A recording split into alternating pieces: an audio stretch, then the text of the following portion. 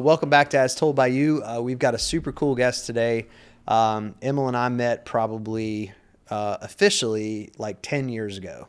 I did some work on the Gervais Street Bridge Dinner the very first year we did that. And that turned into a huge success for them. And of course, everybody knows Soda City Market. And Soda City Market's just been nominated for a very prestigious award. And I'll let him tell us about that. So, Emile, thanks for coming on. This is so awesome to have you here. And I think about in Columbia, there are a few people that are kind of, in the middle of running things. And I always think of you as one of those people. Like, if I want to do something in Columbia, let's talk to Emile about it and see what we can do. And so I think, it's very good. So thanks for coming on. Tell us about like your journey to get to this point. First of all, I guess, how did Soda City Market start, and what was the kind of origin of that? Well, it started as the All Local Farmers Market in November 2005. And at that time, farmers markets, and it was a farmers market at that point, and it isn't now, and I can get to that later, but at that time in 2005, this market thing was not a trend around the United States. And I was a farmer for 20 years, 1993 to 2013. And when I started, the first 10 years were produce, and the second 10 years was livestock, primarily hogs, pastured pork. And so I started the All Local Farmers Market just to have a place to sell. And so your previous guest, Christian, generously hosted us at his Gervais and Vine restaurant, which he owned at the time. And I had started growing, pastured pork and needed a place to sell it. And at that time, we started with 6 vendors, including me. So the first name for this thing was going to be the Meat and Three Market.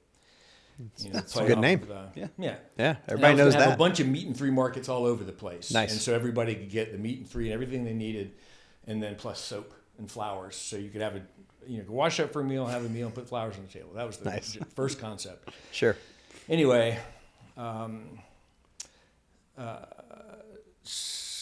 that was around 2000, around 2005, and then so that I did there and a bunch of other locations and sort of flip flop and learn how to do this, and then in 2012 or so, the ethanol came out as a fuel, and my feed prices went up 400% from about 2,500 cash a week to about 10,000 cash a week. Wow. And that put my farm, Caw Creek, and thousands of others out of business real quick. How about that? Because I could only hang out for a number of weeks at that price. And so at the time the lease was expiring at the location we were at on Whaley Street, and Mayor Benjamin had come down many, many times to our Whaley Street All Local Farmers Market location and asked us to move downtown to Main Street. And all of a sudden, I was real motivated because I didn't have a business anymore. Right. The All Local Farmers Market wasn't a business. It was simply a thing that I did to be able to rent a building in which to keep my meat locker and do my actual pork business. Right. So it was just a play, if you will. Yeah. And so I just had to rethink this concept, and it was only out of desperation that Soda City Market came to be, because until that point and until this point, I had never and have never worked for anybody, and therefore I don't have a CV and whatever all that stuff is. Yeah. So it's like, I had to make money. I have 2 kids and all that kind of stuff. That's what I tell Brian all the time. What am I going to do? Get a job? Yeah. The only thing I could think of that I was qualified for was like to be a FedEx or UPS driver, because I was involved in packing boxes, right? Putting them tape on it and shipping places, So I think I went for the first time when it was at 701 Whaley. Yeah, I think that was the first. And what happened was I live in Irmo, so obviously I'm very separated from the downtown stuff, right? But I heard about it from people, and I don't remember when that was. I was probably somewhere around in there, 11 or 10 or 11. But But it was so cool because there's obviously not a lot of those things around at the time. Yeah. And it just felt like this is what was happening. Yeah. Right. Yeah. And I think that energy kind of kept up. Right. Yeah. And it just, has been building ever since. Our maximum vendor count that we could hold at 711 Whaley Street was 33. Wow. This Saturday, April 9th, so what would that be, the 11th or something, but 12th, but we're fielding 239 vendors Wow. this Saturday, 227 vendors the next Saturday. That's incredible. So it's built, slowly but steadily. A lot of people, might look at this like an overnight success, but it is not. Well, of course. What's the retention rate on that? Or is it 200 different vendors all the time? Do you have generally the same vendors? Do Great people question. come and go? Good question. So the vendors that come every week tend to come every month all year, and we call them evergreens. And it's about 50% evergreens and about 50% vendors that come and go. And, you can imagine that so if we have 239 vendors this Saturday, there's probably an average of 4 people working for each vendor. I mean, some vendors, like, say, Street Tie, may have 14 or 15. Yeah. And some may just have 2 or 3. So that's 1,000 people working. Wow. Yeah. Just right off the bat, we have 1,000 people on Main Street just working, okay, including our staff and the cops and the fire marshal and so forth. So the other 50%, some of them, like I know one of our Jamaican vendors, she just doesn't like the cold weather, and it's not that cold to me in the winter here, but it's cold to her, so she doesn't come out in the winter. You have other people, say an older person who has skin sensitivity or previous cancer things or whatever, and doesn't want to come out in the sunshine. Or you have nonprofits who just want to, come out here and Promote there. their thing, And sometimes people have, a production limitation. So you really can't come out every single week if you can't produce that much. nothing to sell. Yeah. So that's a great question. It's about 50-50, 50% evergreens and 50% sort of just rotating. I like that because it keeps the interest up for the public. That's right. It keeps it fresh. Yeah. We know that when we go down there's going to be something we haven't seen before. Right. Yeah. And there's a lot of other markets that set their roster at the beginning of their season. And by the way, we don't have a season since we're year-round, rain or shine. And I don't think that's a great retail formula, just to have the same 55 vendors all year long. I don't think that's a great retail formula. Well, so I understand that you also coined the term Soda City. Is that right? It's more or less right. Honestly, it's such a long time ago. I can't really remember. He would have trademarked it, but oh, shucks, not I me. did call a trademark lawyer at the time. He said, "Don't bother." And I was like, "Oh my God." It's trademarked now, but whatever. Yeah.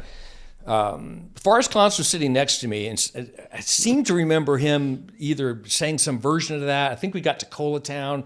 I don't know. But I remember Christian was there. I remember Forrest Clance was there, and I just mentioned Forrest since he's in the camera business. Like you guys that's are. right. Love Forrest.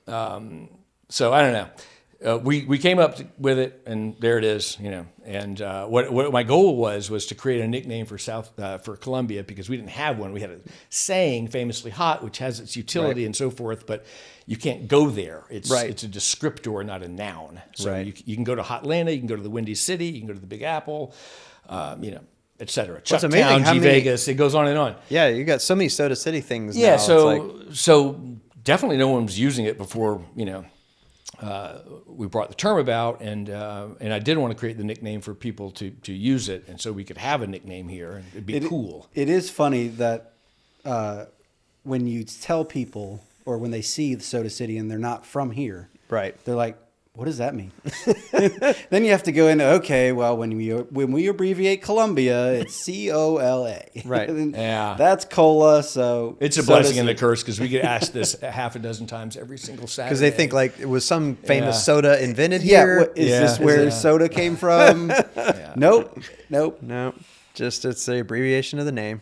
Yeah. It's a And so I just want to tell all the listening audience or whatever, I did study marketing informally for the year before this happened. And what I came across immediately in the books that guided me were by an author named Paco Underhill. And he is the father, or the founder, I should say, of retail science. And in the 70s, He was contacted in Arizona. He was a professor in Arizona by, I think it was a women's clothing company, and they had done a big renovation, and their sales went down after the renovation. So he set up some cameras, and it's called the butt brush study. And what he noticed was that on their rounds of hanging racks, they were too close together, and that when women were shopping the same, or adjacent rounds, their butts would brush or whatever. And it's not like they would run out of the store and not buy anything, but so he took out a number and spread those things out, and there's the birth of retail science. These days we have literally trillions of data points, Right. By every card and where the phone goes, all this business, right? Now I don't even know how it happens, but when I park, my phone says where I parked. I don't even know what's going on. Right.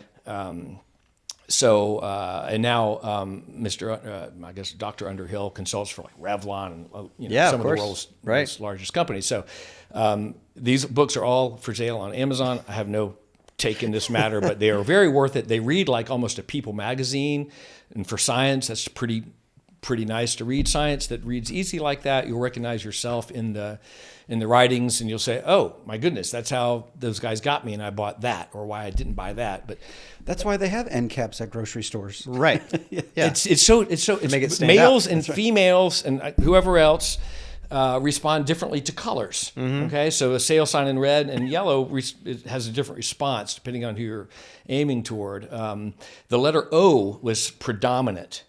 Most of the world's great brands have an O in it, and as your great brand does. Well, and so I knew I wanted to have an O in it. O is also a feminine construct, if you will. You look at the store Target, which is definitely not a male-oriented store. It doesn't have an O in the name, but it is an O. Their emblem's an O. Our business cards are O. Our logo are a circle. Our logo is a circle, and so forth. So corners, no. Round, yes. But why? Because we market to females. Because why? Everybody follows females. Right. Period. It doesn't matter what gender, race, whatever it is. Everybody follows a female. And so from the get-go, I wanted to have a certain 5 or 6 principles on which this name would be established, and that's how we came to decide on that name and so forth. Yeah. I also needed it to be sayable, like let's make up a new name, Emile's Maker's Market or something like that. You can't say that. So it has to go da-da-da-da, Coca-Cola, Soda City. So you have to be able to picture, in my mind, the challenge was a 45-year-old woman saying to a 35-year-old woman, let's go to tomorrow. And it's become Soda City, like when people in the suburbs at least say, I'm headed down to Soda City, on Saturday morning. Yeah. That's, they've dropped the word market. Yeah. I mean, it's just, it's become branded pretty well. I love being in this room right now, by the way, because I feel Emile's wheels turning when he's talking about this, and that's it. I'm a junkie, I'm assuming we have a 6-hour time limit on this. It's like being in the room with Donald Draper. It's like I'm rolling. So that's very cool.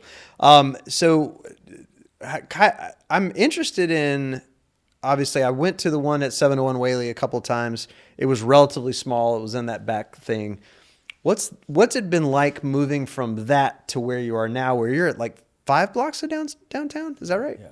I mean, that's a lot, right? All the way up to Mass General Store. It's like, yeah, and past. We didn't have to go from 0 to 60 in one step. So this has been a slow building process. Yeah. Our first day on Main Street, we had 26 vendors and 13 staff, which is about 50% greater staff to guest ratio than the Ritz-Carlton. Wow. So now we operate it with maybe 3 or 4 staff. Right. But I didn't know what to expect. I had no idea what it was like to run a market on a street. What it took. Yeah. So it's been a slow burn, a slow roll. We changed. I dropped the word farmers market because I felt that was too limiting, and we're a street market. So on none of our public-facing documents or social media or whatever do we use the word farmers market. Ironically, we still get pigeonholed there. Yelp, for example, doesn't have a category for street market. Mm-hmm. We are very gratefully nominated for the top 10 farmers markets in America by USA Today. Please vote. Go to USA Today and put in farmers market contest. I don't know. I don't know how to do it, but anyway, I think it's 10best.com or something like that. Anyway, We'll put it on there. That is very exciting.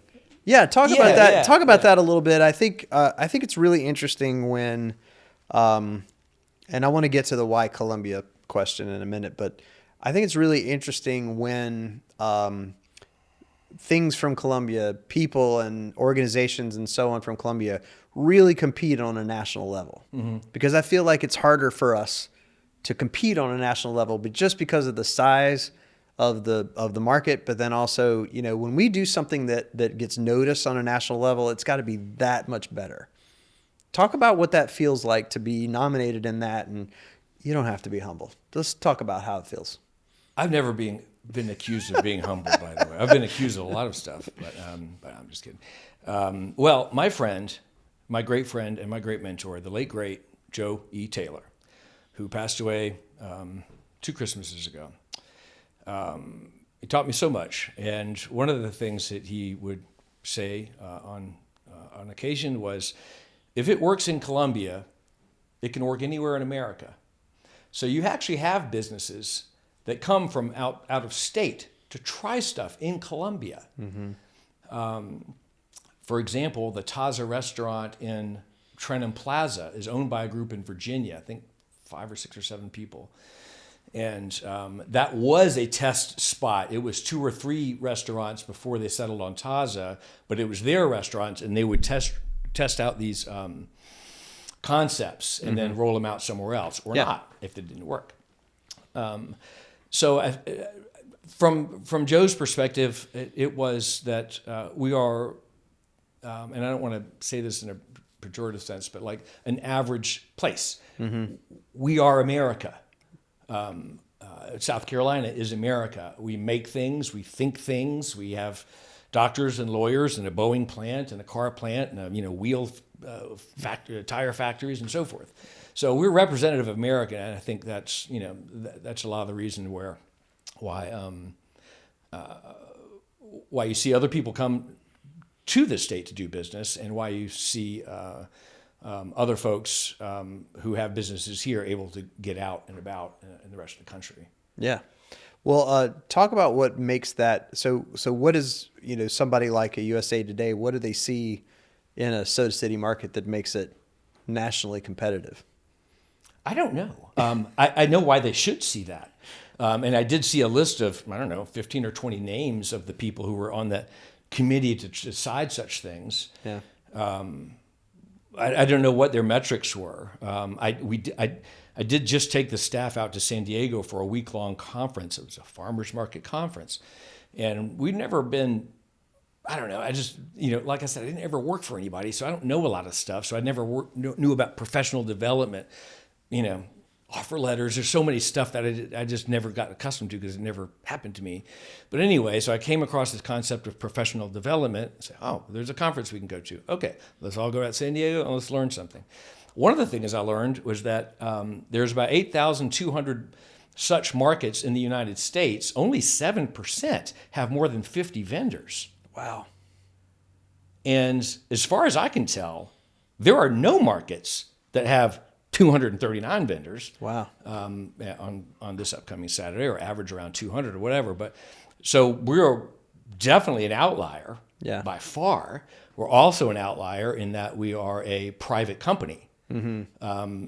So not put on by the city. I cannot even name another market that operates like this. Most of them, for example, in Charleston, the mayor appoints 5 people to run this thing who don't know necessarily anything about such things. And I've already mentioned that I studied the Paco Underhill books, and I study projects for public spaces, all their kind of stuff. So I take this seriously, and it's been my career. So, you get the results when you know what you're doing. If I walked in here and said, I'm going to take over this business, well, I don't know what an f-stop is. I don't know how to make a camera work, nothing. I don't know where to put these lights, zero. So it'd be a silly thing for me to go do. But that's the way most markets are run in this country, by folks who don't really have skin in the game. They're appointed to, and they're given a salary whether the thing operates or not, or operates successfully or not. we don't get a salary if it doesn't operate successfully. Right. So there's just good old capitalism and good old incentivization, and so that's not a new story in America, but it is a brand new story in this particular business. Yeah. Well, what do you think gives it that kind of special magic? Because I know I've been down there a bunch, and every time you feel like you're really doing something. You feel like it's a happening, but it's every week it feels like that. Well, I will just say this, and I'm not like going to get down on other markets or whatever, but we're very strict and picky about which vendors. We get 20 or 30 applications every week. Yeah. It is relentless. So we have the luxury of being choosy, and we could think short term and just say, okay, let's go to 15 blocks and just take up everybody. But that's not the way you run a successful business. So we want the customer, we want our guests, which is the term I prefer, to have an enjoyable experience. Part of the experience is having a professional vendor who has something unique to offer. So we probably looked at, I don't know, 6 potters this Tuesday. What are we on, Thursday now? I don't know, whatever. Anyway, I think we accepted 1 out of the 6. Mm-hmm. That's tough too, because when when the freeze-dried candy comes out or whatever, there's 5 freeze-dried candy people. Right. We took 1, and thank you the rest of them. I have to say one of the other successful variables here is the city of Columbia, the government. They recognized this in the body of Steve Benjamin in that city council, and now in Mayor Rickeman in this city council, and our partners in the various departments, Robert Anderson, who's the chief of public works. We have the police and the fire, sanitation, a bunch of stuff. So it helps that we all see the value in this. When Soda City got to Main Street, it was a ghost town, and now you can hardly rent a space down there. And when we got there, maybe a couple hundred people lived in the downtown 36 square block BID district, and now I would guess probably over 10,000 people. Somewhere around there live downtown. So what does that mean? That means the tax base goes up. That means the sales tax base goes up. That means the hospitality tax base goes up. Well, you got the hub down there now, and you got the hub. That alone is 865 beds. But then you have the even larger one next to the library. I can't remember what it's called at the moment. And then, Mr. Patel there has built a few different things, places to rent and live, and hotels and so forth.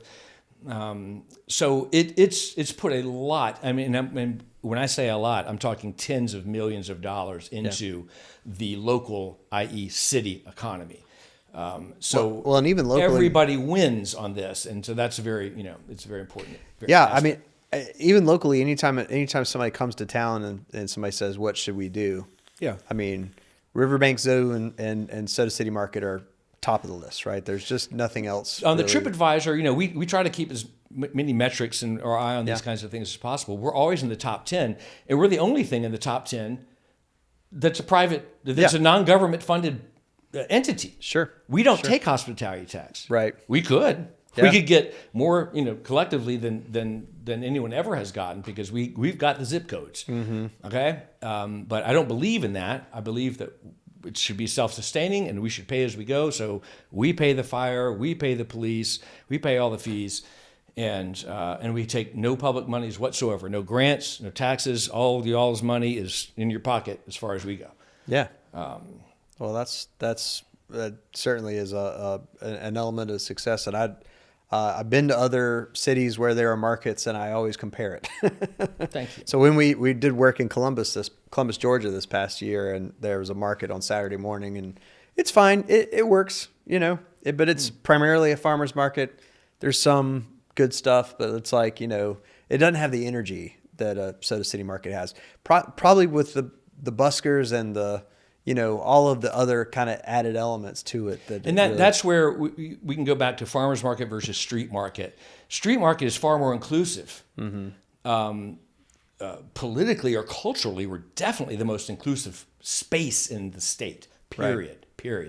But just back out of that culture thing and just talk about vendors. When you blow it up and just ditch the rules about being farmers, we're not Asheville, okay? There's not a farmer on every single street corner Right. wondering where to sell. So it just lets you reach out into all the different communities. At any given market, we have, I would say, at least 24, if not more, nationalities.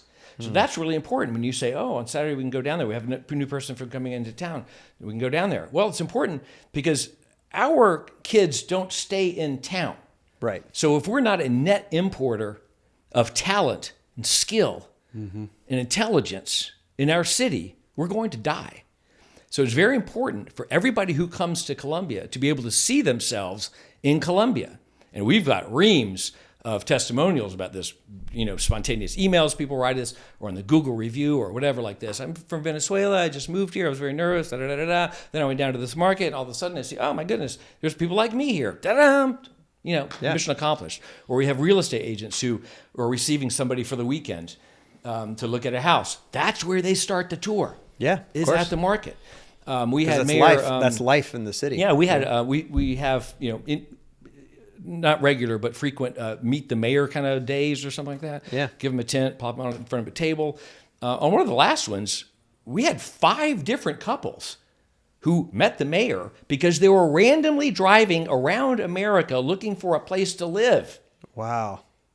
And we had 5 different couples approach Mayor Rickenman so he could give his elevator pitch. Wow. In the midst of this nice thing. This isn't the only nice thing we have in Columbia, but it's a great entrance. We have, of course, our great river walks, all our parks and outdoor living and theater and ballet. And we have so many nice things in Columbia. But it does help to have these things centered in one place. So it's like a gateway. It's the kind of thing the mayor lives for too. It's like somebody's coming into his enthusiasm really? Is contagious. I love Mayor Rickman's enthusiasm. Yeah, it's another good guest for y'all, by the way. You should have. Yeah, Mayor Rickman. I keep asking, but we ain't gotten him yet. So we'll keep. Well, now we know someone who knows him. That's true. That's true. So, Emile said it was a good idea. I don't know. Whatever. Emile's got you signed up for this Saturday. That's right. That's right. Whenever you want to come in, you just let me know. So, one of my questions is, and of course, I guess a lot of the answer to this question is usually the same. But why Columbia? Why do this here? And is there like, are we thinking there might be a Soda City, Charlotte, one of these days or something like that? But like, why Columbia? Listen, man, I'm almost 60 years old. I don't have that kind of ambition anymore. We're going to open new things in Columbia that I can't say right now, but they're exciting and they're fun and they're along these lines or whatever. But if I were 20 years younger and I know what I didn't know then or whatever the expression is, yeah, sure, I would go to Athens, Georgia, and Charlotte and all these other places and mess around and do all that kind of stuff. I just don't have that kind of ambition anymore. But why Columbia? Why not Columbia? I was raised, for the most part, in Decatur, Georgia. And I firmly believe that I could not have done anything approaching to what my career has ended up being in the state of Georgia. I came here with a suitcase and a box in 1991. That's it. And no money and no car. I was dropped off on the corner of Woodrow and whatever. It's a catty corner from the church, nice rental apartment, whatever. Anyway, I was dropped off with a suitcase and a box full of stuff, and I walked in to my little apartment. And, and what is it even about those days, I was walking my little girl around, it wasn't exactly there, but a few years later, I was walking my little girl around some neighborhood, and we had moved from the country to Columbia proper, and I gave her a BB gun, so we were looking around for some place to target practice. Mayor Coble pulled up. I didn't know who the mayor was at all, but he pulled up and said, "Hey, what you guys doing?" I said, "We're just looking for a place to go target practice." He goes, "Well, I don't think that's not what we do here." Well, I was going to say, at least says, if Mayor the kids got Cobles, the gun. Nice to meet you, yada yada, whatever. So and now he's actually my direct neighbor.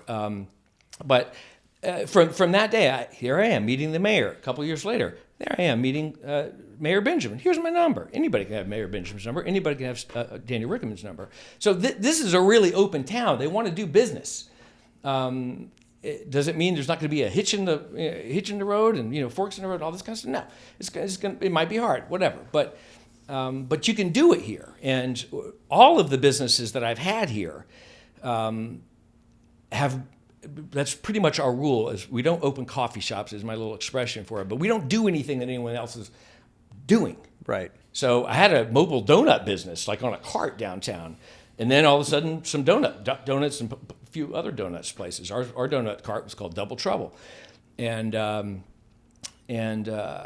so. But that was an example of a business that I started, but only because no one else was doing it. So I like bringing new things. Gervais Street Bridge Dinner is a perfect example. Right. That is the largest bridge dinner in the United States of America. Steve Benjamin walked down the street one day and handed me a pamphlet. He had been to some city in California who had done a bridge dinner. He goes, "This is amazing." This is in March of 2015. He said, "You should do this." And I looked at that. "I'll do it, definitely. That looks amazing." And I had no idea how hard it was. Called these people in California. "Oh, we quit. It was too hard." I said, "My goodness, how many people do you have?" "Oh, it's like 500. I was like, "Oh, okay. Well, we can definitely do better than that." So on the bridge dinner, we fielded like 1,400. Seated, white tablecloth, fine dining.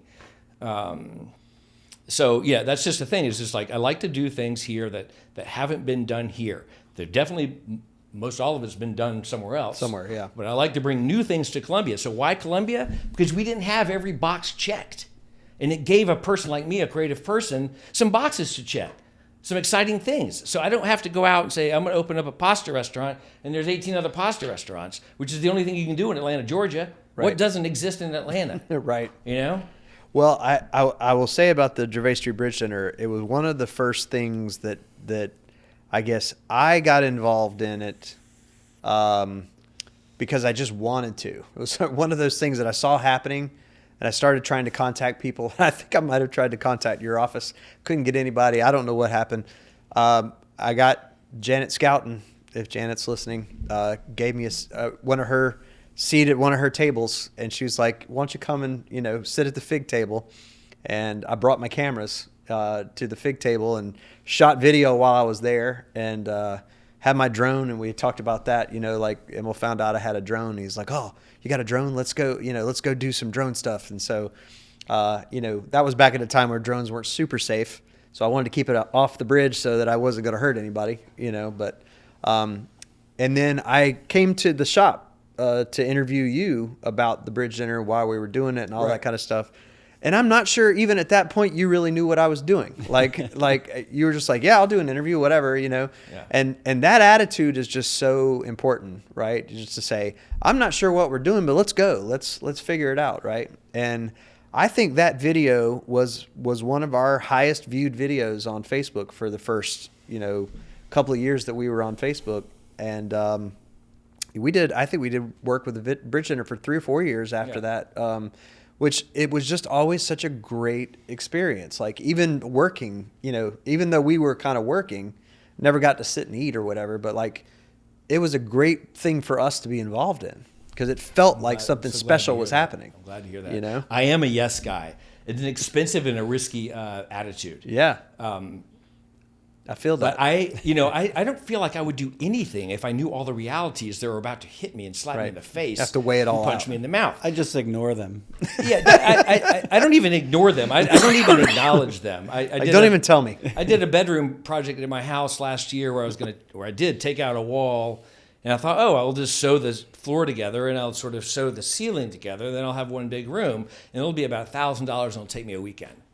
No. It took about $25,000, and it took about 12 weeks. Right. Because the floor wasn't right. It was 6-inch pitch from one corner to the other. The ceilings were 3 or 4 inches different. It was impossible. So I had to rip the whole thing out and start again from the dirt up, literally. But I'm glad I did it. But it's the same with all these other things. Like, is that how you got into farming? Just, hey, I want to be a farmer? Yeah, it is. Well, because I was writing a master's thesis for the Department of International Studies at USC. Comparing, it was about Haitian markets and how it sort of intersects with politics. Okay, so one thing that can happen at a Haitian market, or at least back in those days, 1989 or 90, is that you could get killed. Big difference. Probably now today too. Yeah, that's not. Yeah. So my research then was like, let's take a look at what South Carolina's doing, and I was like, okay, you can't eat cotton, you can't eat soybeans in the in the manner that we produce them. Like no one's growing any food here. I didn't quite understand what was going on. Right. And so I was going to get a PhD, and I'm still ABD, folks, all but dissertated, as they say. And so yeah, after I got the master's, I was like, ooh, yeah, the fluorescent lights are not for me. The computer desking thing is not for me. So my neighbor at the time was Tony Hanna, another great person for you to interview, who's had a wildly successful career and one of the nicest people I've ever met in my whole life. He was my neighbor on Gadsden Street. I was growing basil in my backyard. He owned and founded Pasta Fresca on Forest Drive. And he said, can I buy some of that basil? I said, no, you can just have it. I don't care.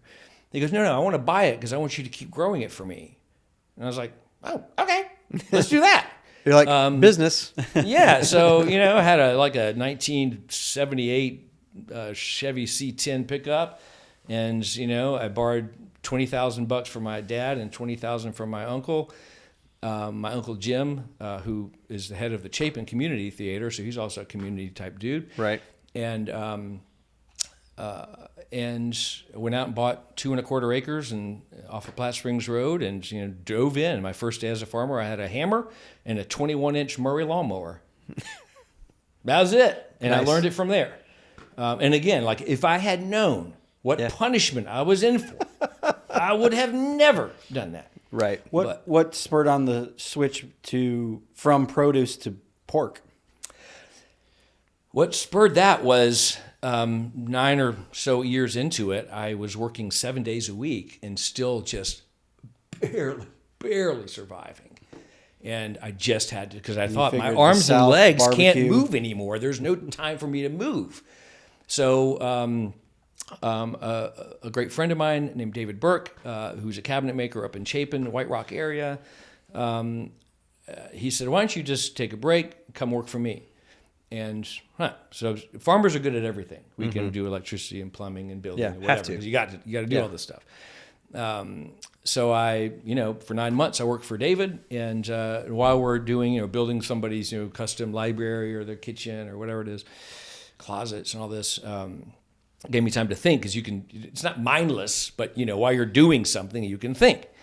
And I kept thinking, what are the deficits of this produce business? Well, it's a time bomb. As soon as I put it in the van and go everywhere, it's a time bomb in there. I can't, Yeah, it's about to destroy Right. itself. I can't store it. I can't. Yeah, okay. So what can I store? I could do meat. On and on and on. So I tried to think of what was negative and how I could reverse those negatives. And strangely, I also took one of these career aptitude tests. It's a 2-day test. It cost I want to say it was $800, which was a hell of a lot of money to me back then. 2 days. So you can't. The reason they make it so complex is you can't fool them in case you were trying. Right. They ask you so many questions, from so many different ways, and then you're going to get the real answer. It seemed a little random too, right? Yeah, It's like, And it's computer questions, it's interviews, it's all this different stuff. And the thousands of things that a person could be that they had on their list. The number one thing that came out for me? What's that? Livestock manager. Of course. I have an aptitude for animals, no doubt about it. Yeah. And deep love. Yeah. So I had already thought about doing hogs, because we had a family farm that had a lot of oak trees and valleys and hills and all that, and microclimates where I could see that happening. And I just thought, from that minute, I was like, we're doing that. Wow. But even then, you get some piglets, it's still going to be a year before you have something to sell. Right. But yeah, so that's sort of how I fell into this. Well, that's a great. It's a great thing to think about from a business owner's perspective. Is that a lot of people will sit around and go, I can't do these things because of all of these factors, and Emile says, nope, I'm gonna do this, and this is what I'm gonna do, and I'm not gonna ask any questions. I'm just gonna go do it, and I think that's a key to it, right? It is a key. I'm not saying that it's not easy. Ideas are a dime a dozen. Executing them is where the rubber hits the road. So if you find yourself executing an idea and you're trying to push water uphill, it is time to abandon ship. So there have been numerous things that I've just abandoned because they don't work. But the only thing people remember is the things that do work. Yeah. Do you have something specific that you look at to figure out if it's working, or do you just a gut feeling? Money. Ah. Is the money coming or not? You know, am I attracting the customers or guests or whatever the format is? Can I staff this thing, which is increasingly the question of the day for any business? And I could say a word about staffing if you wanted me to, but my sorry for all the late great references here, but all my friends seem to keep dying. But my late great friend Tom Hall, he's the one that gave me the pushing water uphill thing. Yeah. And if it ain't working, you just gotta punt. And to use a football reference, or you can do a 2-point conversion. Which almost always doesn't work, right? The 2-point conversion almost never. Well, the first time it worked, I was like, what just happened? I'm not used to seeing a score of 2. Anyway, I had to Google that. But anyway, I'm a new football fan, folks. Yep. Tom Hall, at the last bridge dinner that we worked at, which I think was probably 2017 or 18, Tom Hall read a poem that he wrote about the city of Columbia. And I said, this is the narration for the video. And I had him come into my office. I was at SoCo at the time, and what I had to do to record a voiceover was to go into a closet with Tom Hall and a little microphone and have him read the poem, into the microphone. And we used that. So that's how I met him was from that. And he was a wild dude. I mean, I had a very interesting conversation with him. It was impossible not to. Yeah, he was an incredible guy.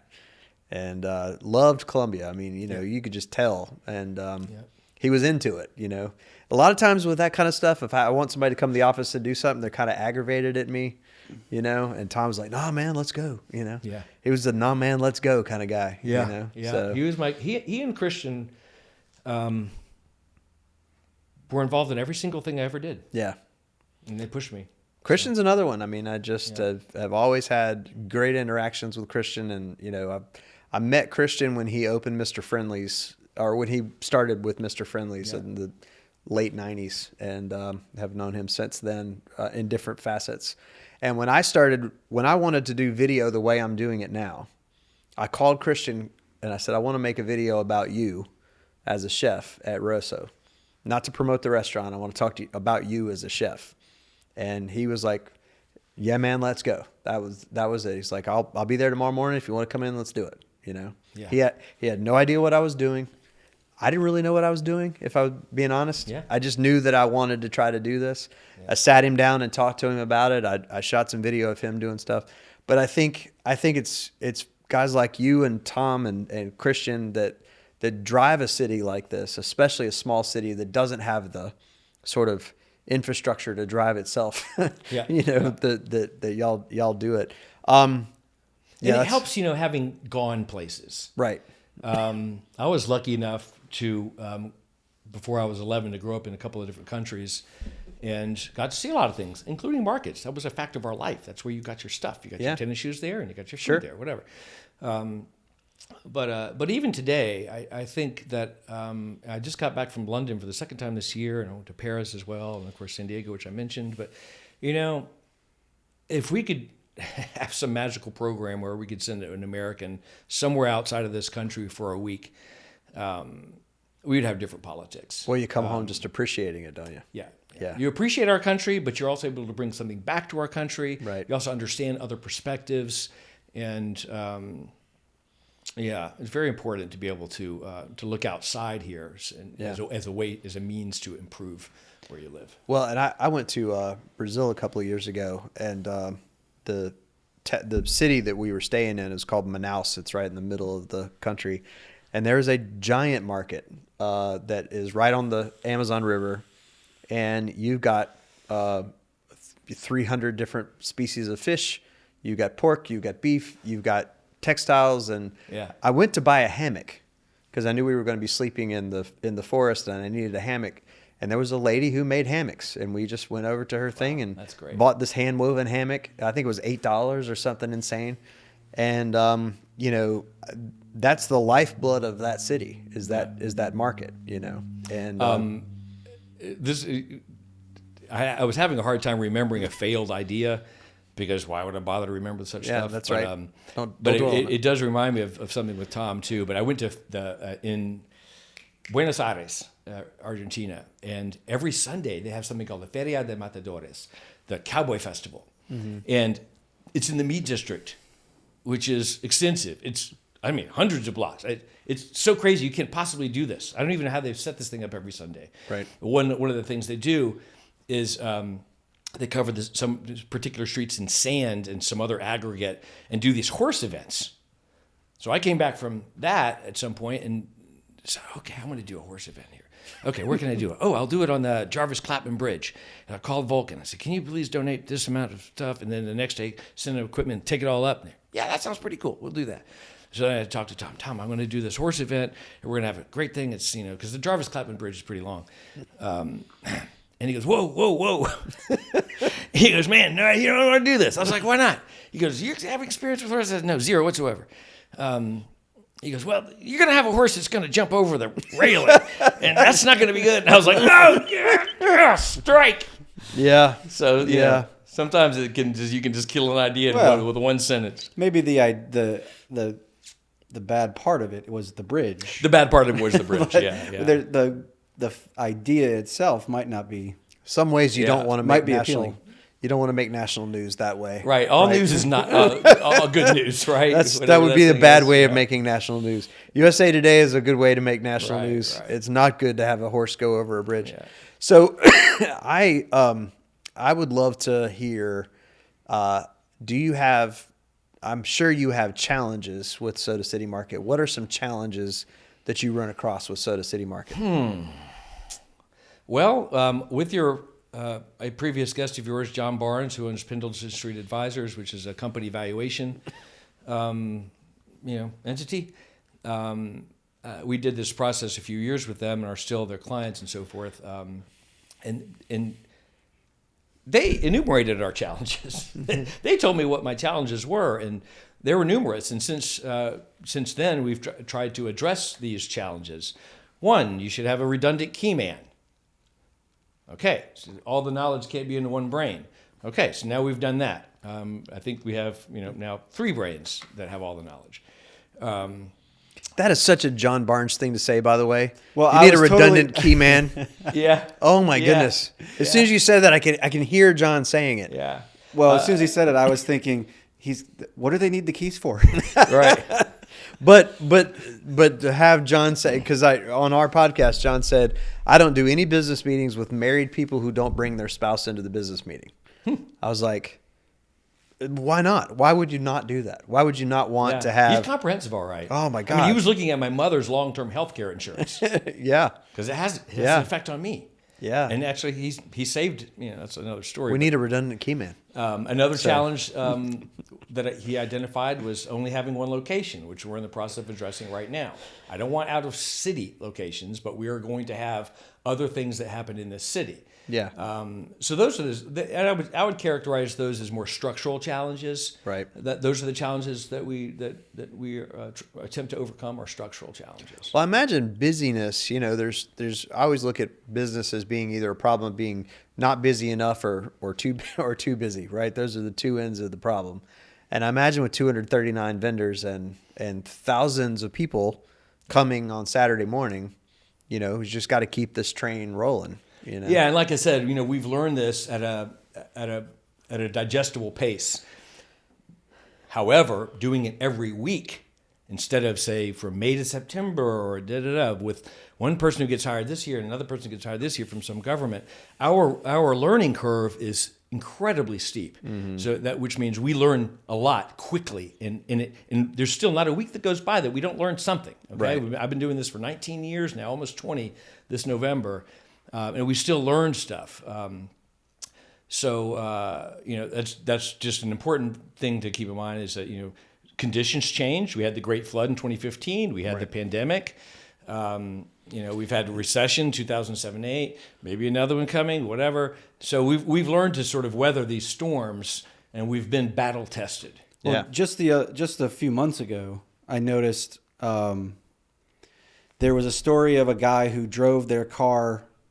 I think it might have been right before the championship football game in New Orleans. The Yes. guy drove his car through. Yeah. That Saturday, I drove through, and there's a giant salt Barrier truck, big dump truck Right. from the city blocking it. blocking Right. the pathway. And So I was what just happened? What happened there was, you know, in years past, I had requested that we have squad cars and so forth at block ends and so forth. But then I realized that wasn't quite enough. And it's not just, you know, nefarious activity. A person could have a health event, okay, and just lose control of their vehicle. Sure. Yeah.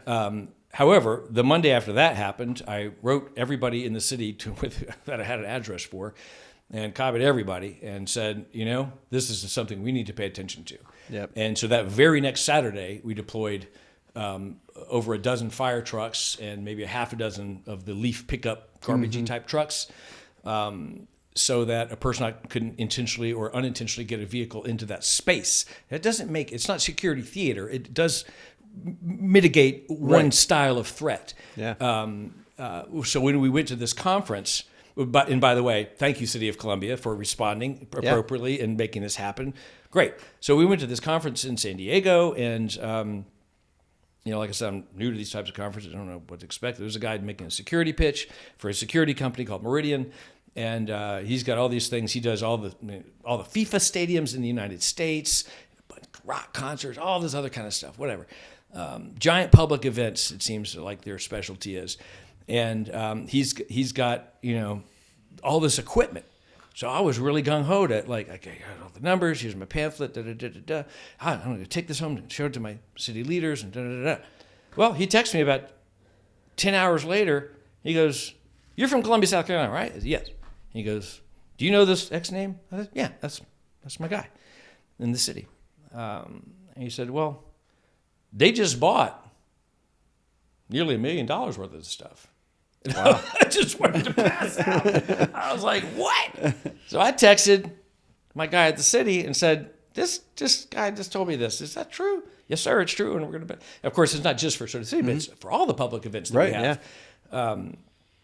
It was just great to see the immediate response and thought about it. Yeah.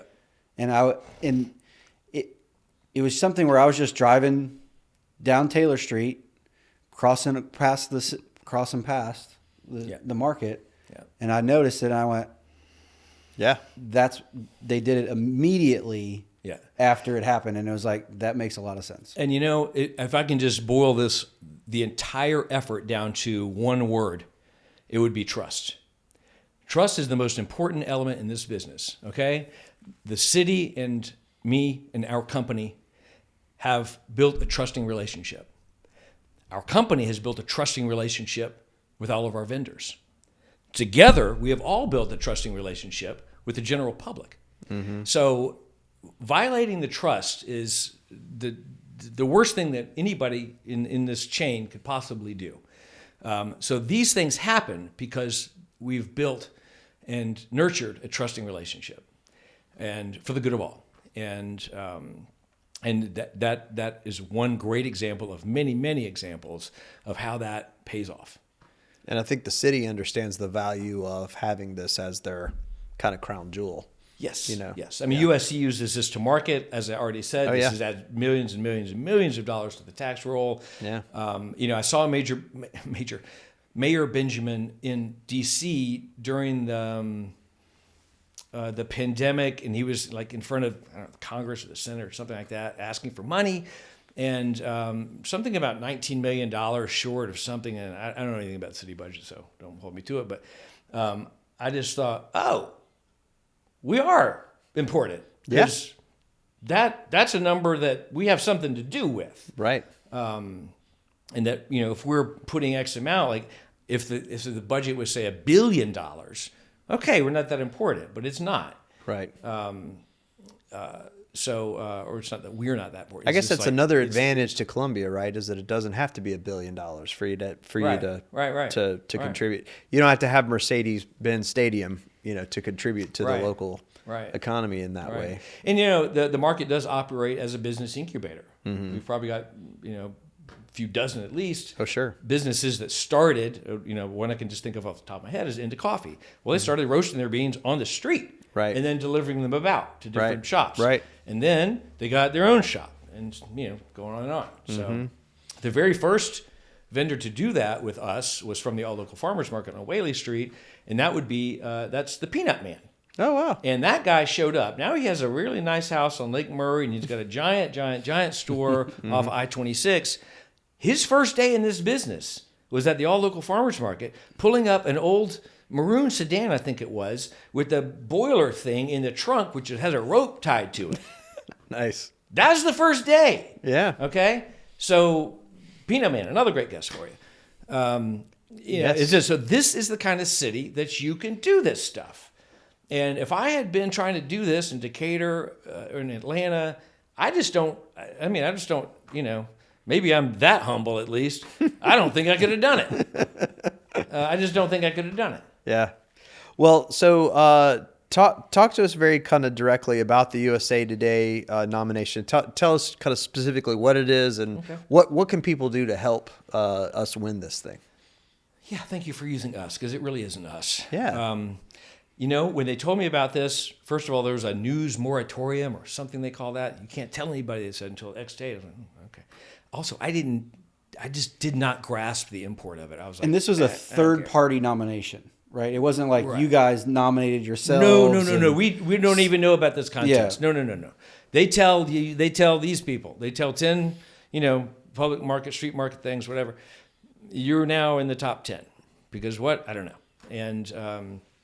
And gradually it dawned on me with the help of my staff explaining it to me and my wife, like, hey, you idiot, this is important. Why? Because it gives you national attention, and it gives the city national attention, and our sponsor, MUSC, it gives them another feather in this cap of our shared cap.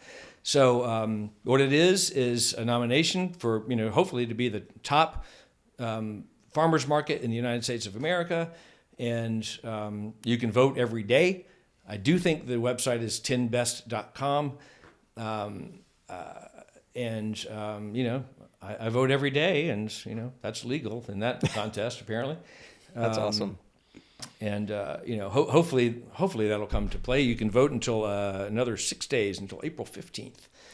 Well, the incredible thing is, in the whole country, for this market to be the top 10 and this to be something that that kind of didn't spring out of government committees.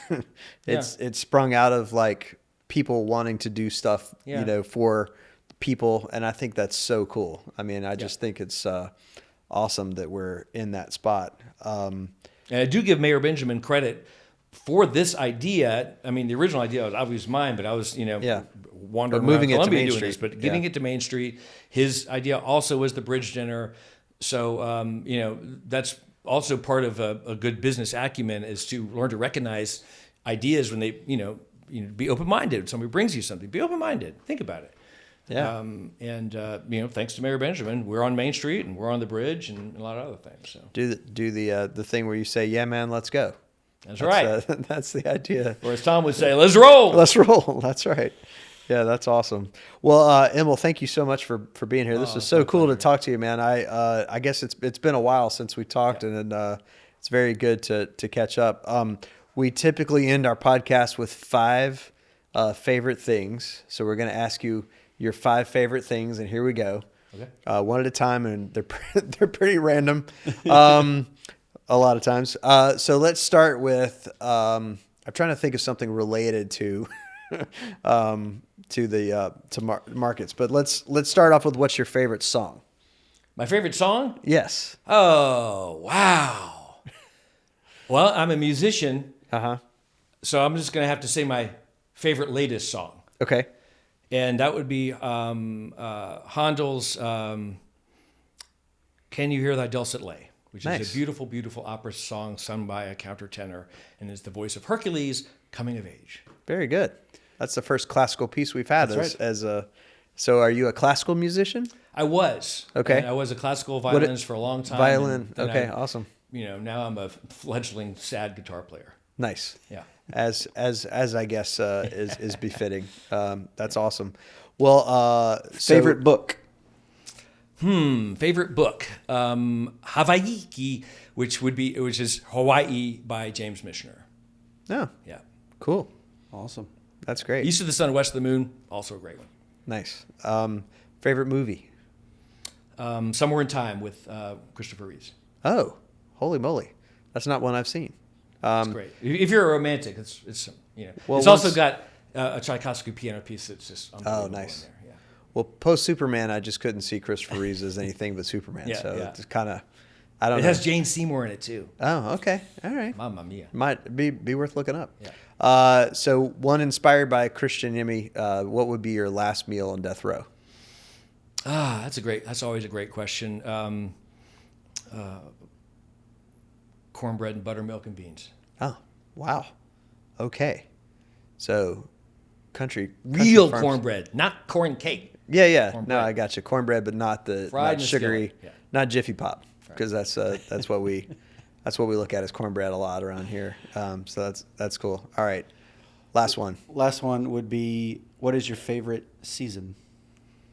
My favorite season is so easily definable. It's fall. Why? Because it's the end of summer, and you know you have winter and spring coming at you. So fall signifies to me 6, 7, 8 months of peace, and something that doesn't murder your soul. And Calms down. that's the only negative thing I can say about Columbia. It's is this place is a little hot. The first answer of fall for the reasoning of it's summer is over. Summer's over. Yeah.